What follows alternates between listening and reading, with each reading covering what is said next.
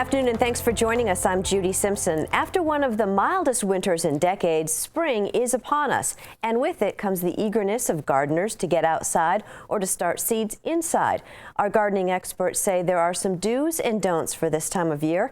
So back with us this afternoon to give us some insights on garden preps and problems are two frequent guests from UVM Extension and the university's Plant and Soil Science Department, Leonard Perry and Ann Hazelrig. Thanks so much for coming in. Leonard, let's start with some of the beautiful flowers that you've brought in today. Okay, Judy, it's always great. I love daffodils because nothing to me says spring like daffodils, and about a month before we can see them. So you can get these at the store. These are actually a variety called tete-a-tete. They're very low, and as you see, 6 to 8 inches high.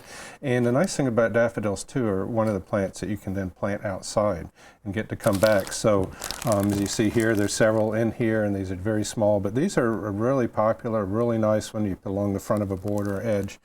That's a nice one there. This is one that I forest and actually just kind of forgot about. If you get bulbs this spring, order them up, you know, get some extras for next fall, put them in a pot like I did these.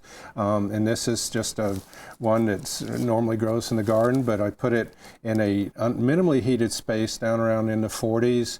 And about 3 weeks ago, I just brought it up into 50s, and you can see it's in bloom now. So very simple to forest. And flowers. so once those are done, will you put those back outside? I can just, actually what I'll probably do is keep them in here, repot them every couple of years, or I'll plant these out and put some fresh ones in. It's probably best.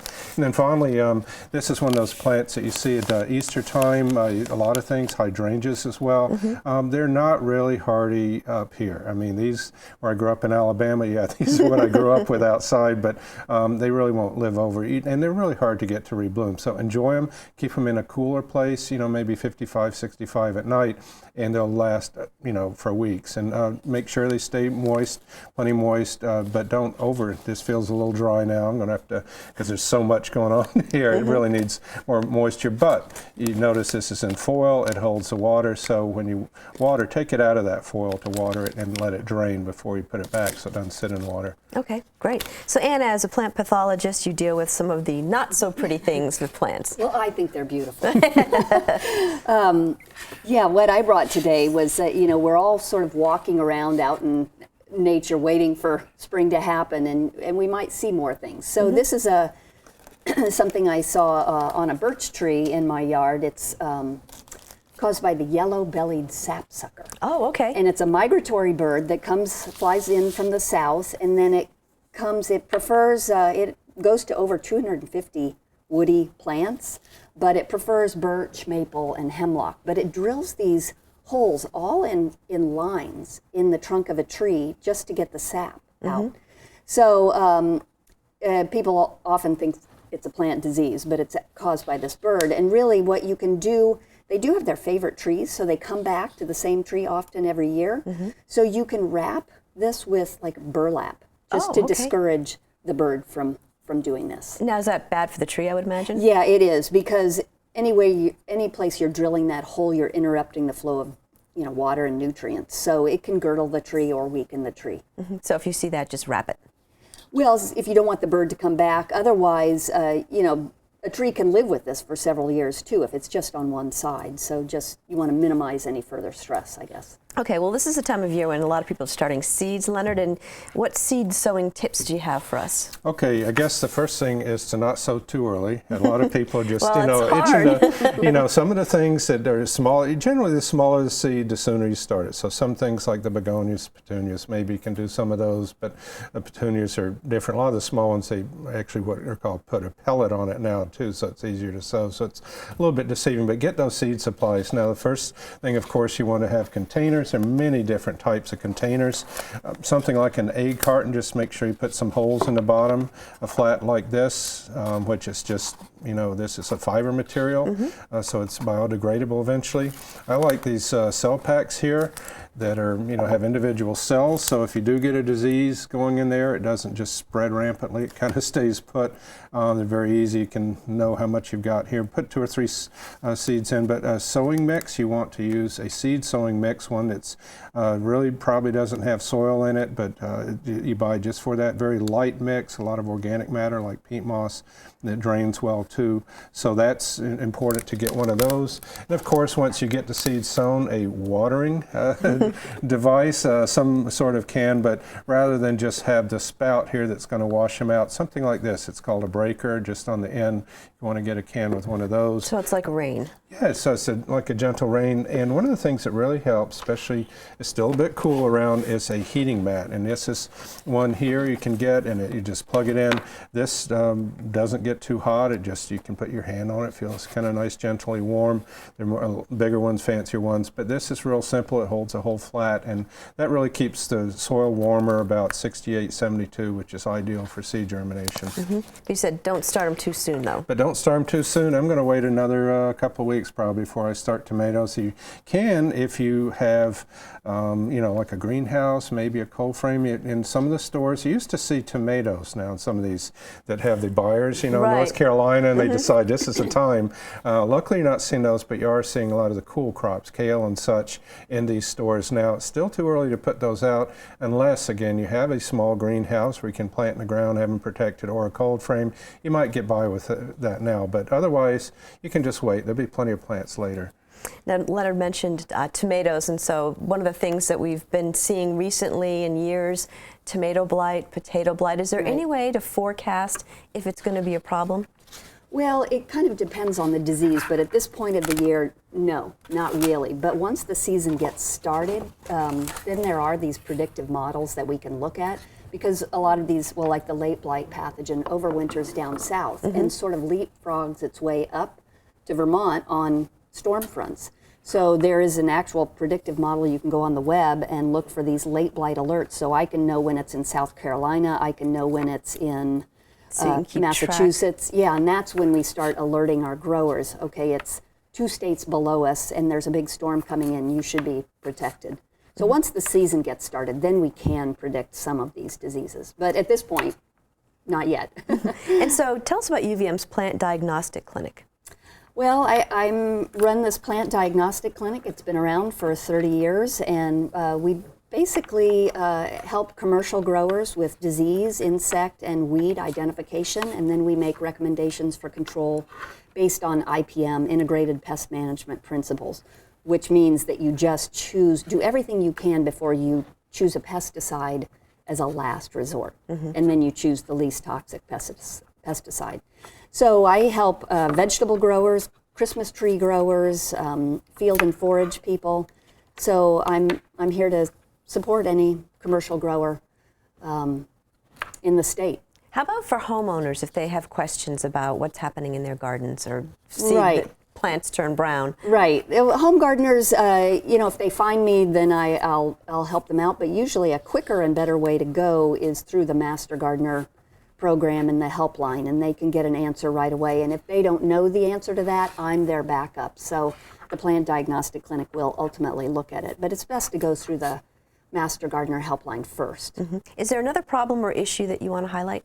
Well, I thought I would bring this. Well, Leonard brought this in, and What is that? Because I Yeah. have a I was pruning huge my one. balsam trees, and actually I have some bigger ones, but I brought the small one in. yeah, it's kind of cool. I've had this on my trees too, and it's a disease. It's called a rust disease, and a rust is a unique fungus disease, and it requires 2 hosts to complete its life cycle, the fir, and then the alternate host is chickweed. So Okay. if you can eliminate one of those hosts, you control the disease. Now, I don't think Leonard's going to go out and No, I got too control all much of it. fields and chickweeds. So. Yeah. So, you know, you can prune this out, but it's a kind of a unique disease. Is it just a growth or what? Yeah, it's this proliferation of often spongy growth. I actually brought another example of this on blueberry, because this is something that blueberry growers might be seeing too. This is that same kind of proliferation of growth. It's also caused by a So rust. you have just a branch here growing Yeah, out of the with bush, crazy, and then all of a sudden and this that's- thing pops up. Right, and it's usually during the season, it's kind of orange and spongy. It's really Oh. weird. But this rust disease also requires 2 hosts, and the alternate host for this is balsam fir. So often when I hear growers wanting to put in a big blueberry planting in the Northeast Kingdom, I always say, well, you know, this disease may be an issue, because once this shows up on the blueberry, it's systemic in the plant. So even if you prune that out, It'll come back. yeah.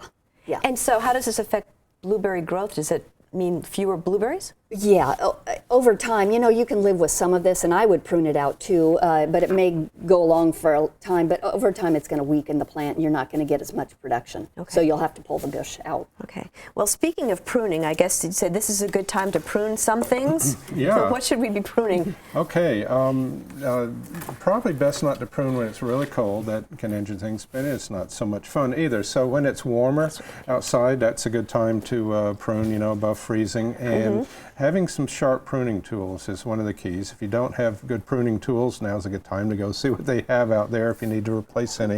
But if you do have some, now's a good time to sharpen them. So I finally figured this year I'm going to get around to it. When Really, you need to sharpen them? Yeah. Oh, I said, boy, you should work on mine. They've never been sharpened. So just show. So I got some sharpening devices here I wanted to show.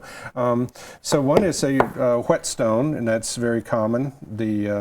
It's Just looks like a piece of metal. Yes, well, it's just kind of like a ceramic kind of clay thing that you rub on the blade. Now, then there's this one. Some of the better ones have little diamond bits or diamond files, and that just kind of opens up like so. That's flat on that side, but this is you can just feel it's a little bit coarser here. File. Yeah, it's kind of like a nail file, but very fine bits in there, and that's really good. Or you can step up and get a set here of different grades. Ooh. Now, this blue one is for the coarse. So in other words, for some of the clippers we haven't done, we better start with the coarse one. Then, to really put a nice blade on, you go to the medium one, and then the fine one really puts that edge on it. So the first thing to keep in mind is find that beveled edge. That's kind of an angled part. This is flat on this side. We turn it over, and you can hold it with a light. Oh, and yeah, you can see. can actually see that there's a little bit of indentation there. I already went over it with the medium one, so then I'll get this fine one to finish it off. And you don't want to go at it all day long. If you look on the internet, you'll find any number, and from reliable sources, ways to do this. And so, but basically they all kind of agree. You want to clean it first, clean the tool so you don't have residue and sap and things on there. And once you've dried that, then work with the bevel. You don't want to do it this angle or this angle, about a 15 to 20 degrees. And some say this way or that, but you don't want to go back and forth. You just start and then work your way out toward the tip.